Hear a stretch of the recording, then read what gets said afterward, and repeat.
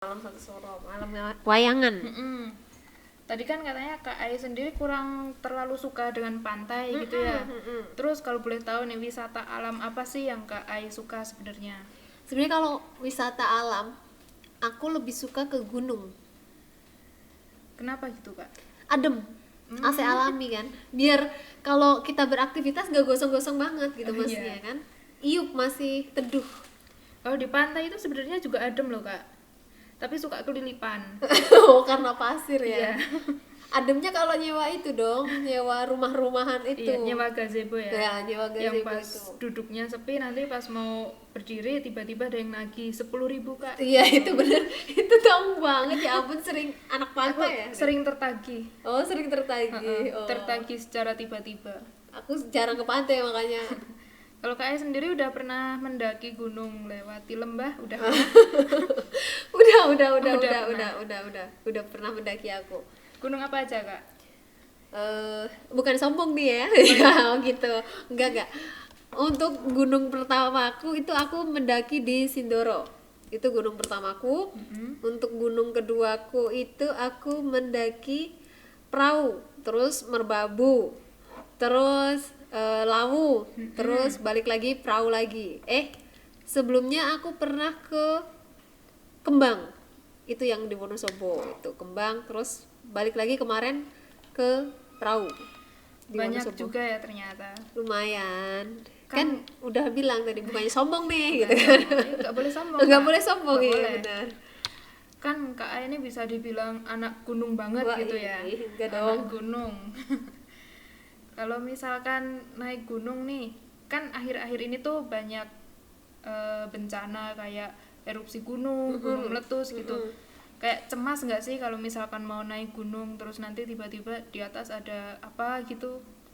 Cemas sih, soalnya pernah dengar satu kisah di Gunung Slamet tepatnya, dan itu anak UGM. Itu aku lupa ya di tahun berapa tragedi Slamet itu. Jadi pas mereka mendaki itu mendadak kabut turun. Nah, dan mereka kepencar gitu, dan dari satu kelompok itu yang selamat kalau nggak salah seingatku cuma 2 orang, padahal itu sekitar isinya 5 sampai 7 orang. Itu mereka hilang gitu ya Kak? Pertamanya hilang, terus ketemunya ya meninggal gitu. Kasihan temennya, terghosting secara tidak terduga. Iya tuh kan, sakit kan. Ada juga yang di Marapi, bukan Merapi tapi di Marapi. Marapi ada di Sumatera. Itu juga dulu banget ceritanya, mereka lagi mendaki. Mereka juga mahasiswa juga, dan tiba-tiba gunungnya itu meletus.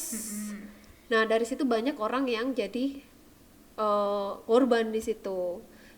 Otomatis kan kalau kita mendaki gunung, kalau ada bencana alam seperti itu, mau nolongin juga serba salah gitu loh Kak. Kalau apalagi kalau erupsi, kalau kita mau nolongin ke sana, misalnya dia udah terluka, kalau parah gimana kita cara gotong ke bawahnya kayak gitu. Dan belum tentu juga kita bisa selamat gitu Nah, kan. itu benar.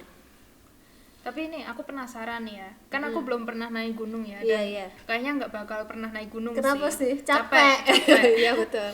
Alasannya capek. Kalau misalkan naik gunung nih, kan kalau di TV-TV atau di film itu kan gambaran gunung itu di puncaknya itu kayak ada bolongan gitu ya Kak, yang Itu kalau Gunung Merapi. dalamnya lava gitu. Iya. Kalau misalkan Kakak naik gunung ada kayak gituan nggak sih? Tergantung gunungnya. Kalau Sindoro ada. Berarti itu, bisa lihat gitu. Itu bukan lava tapi kawah gitu loh Kak. Itu kawah. Bisa dilihat. Iya, bisa dilihat. Bisa dilihat Panas. kawahnya. Panas, bawahnya panas. Jadi untuk di Sindoro itu, untuk sampai puncak hawanya lucu. Kita dingin badannya, tapi kalau kita masuk ke kawah itu agak-agak anget dan campur bau belerang. Jadi itu bikin nggak tahannya, jadi kita cepet-cepet turun waktu itu. Tapi itu bagus sih Kak. Kalau misalkan aku bayangin tuh buat foto Instagram estetik sih. Itu pas kita di atas, pas di Sindoro itu, kita merasa kayak di dunia lain. Kenapa gitu?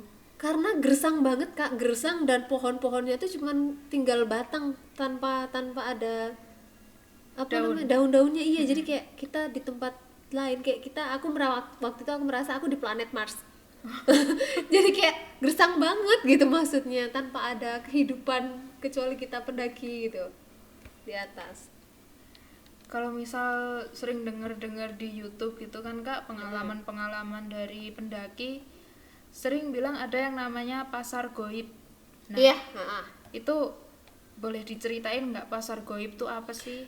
Jadi pasar goib itu ada namanya pasar bubrah ya. Pasar bubrah itu setahu aku untuk selama ini ada di beberapa gunung. Salah satunya Merapi atau di Lawu, karena aku belum pernah ke Merapi. Jadi aku ceritain di Lawu aja ya. Jadi pasar bubrah itu memang terkenal cukup serem, tapi waktu aku itu lewat itu sekitar jam 6 pagi ya nggak ada apa-apa gitu loh. Maksudnya hanya tumbukan batu-batu gitu. Tapi kadang mungkin kalau yang pernah lewat akan dengar suara apa namanya sih, gamelan gamelan gitu. Dan katanya kalau di pasar bubrah itu paling enggak kita naruh duit walaupun receh berapa gitu. Dan lucunya adalah waktu itu kita naik ke Lawu lewat pasar bubrah, aman-aman aja nih Kak ya, pulangnya udah banyak dupa. Itu dupa itu maksudnya dari pendaki-pendaki lain yang memang sengaja ditaruh situ atau memang ada adat tertentu yang mengharuskan? Nah itu aku kurang tahu. Kalau misalnya ada pendaki yang menaruh dupa, karena kita udah termasuk siang nih naik ke puncaknya. Pendaki mana yang naruh, orang kita naik aman-aman nih gitu kan.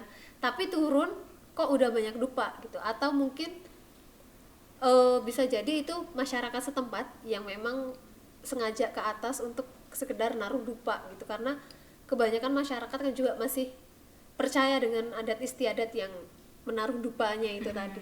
Wanginya itu nggak bisa dibungkiri di dupa. Terus kita cari sumbernya, ternyata ada beberapa titik dupa di sana. Ada juga yang naruh kayak sesajen kembang-kembang gitu loh Kak di pasar bubrahnya Lawu waktu itu.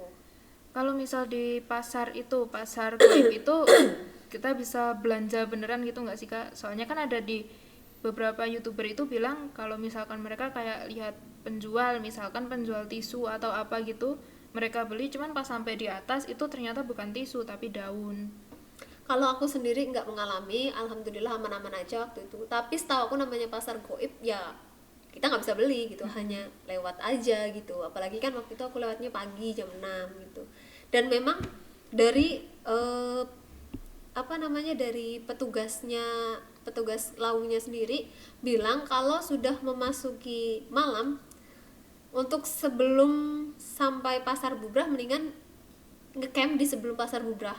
Dan seandainya udah melewati pasar bubrah tapi nggak sampai puncak, balik ke tempat camp yang terakhir di pos 5 gitu, di pos terakhir. Jadi nggak disarankan untuk ngecamp di pasar bubrah, atau kalau nggak sampai ke atas ke puncak Lawu kita ngecamp di tengah-tengah jalannya yang setelah melewati pasar bubrah, itu tidak disarankan waktu itu gitu. Kenapa gitu Kak? Emang ada sesuatu yang membedakan atau? Jadi kalau membahas dari sisi ini aja ya, sisi geografisnya ya, itu memang sampingnya ternyata jurang-jurang Kak. Kalau pagi kita lihat jurang-jurang gitu. Itu kenapa kalau sekali gelinding susah nyarinya ya kan. Itu kenapa disarankan untuk ngecamp di pos 5 aja, balik aja ke pos sebelumnya gitu, daripada harus di pasar bubrah. Dan pasar bubrah itu di Lawu isinya batu-batu yang bertumpuk-tumpuk, batu-batu alam yang bertumpuk-tumpuk gitulah intinya, nggak kayak pasar gitu. Terus Kak Aya kan sering ke gunung nih. Pernah nggak sih mengalami gangguan mistis atau gangguan apa gitu? Gangguan mistis pernah sih di Gunung Kembang tepatnya. Itu kenapa? Jadi kita mendaki berempat, itu tuh dari bawah tuh kita udah denger suara-suara gamelan, kayak gamelan gitu loh. Nah di tengah-tengah jalan itu kita udah denger ada yang gitaran dan nyanyi-nyanyi nih. Kita pikir wah puncaknya bentar lagi nih gitu kan. Ternyata puncaknya masih jauh banget.